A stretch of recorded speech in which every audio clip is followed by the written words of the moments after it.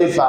খলিফা শব্দের অর্থ হলো যে ব্যক্তি কারো অধিকারের আওতাধীন, যে ব্যক্তি কারো অধিকারের আওতাধীন এবং তারই অর্পিত এখতিয়ার ব্যবহার করে সে চলবে।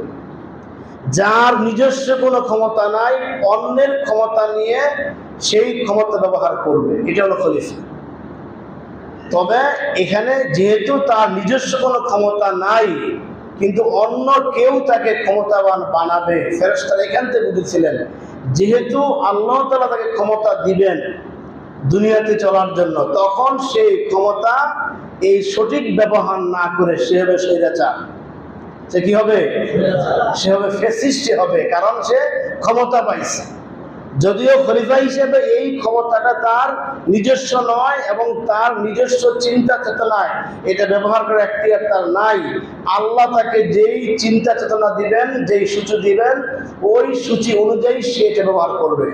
কিন্তু ফেরেশতারা এটা ওই অনুধাবন করতে পেরেছিলেন যেহেতু আল্লাহ তাআলা তাকে ক্ষমতাটা ব্যবহার করার সুযোগ দিবেন, তখন এই মানুষগুলি এমন হতে পারে সে ক্ষমতার অপব্যবহার করবে।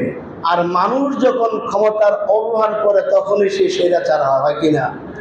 এই বাংলাদেশ স্বাধীন হওয়ার পর থেকে, এর আগে আমি যাচ্ছি না, যারাই ক্ষমতার অপব্যবহার করেছেন তারা ছিলেন সবাই স্বৈরাচার হয়েছিল।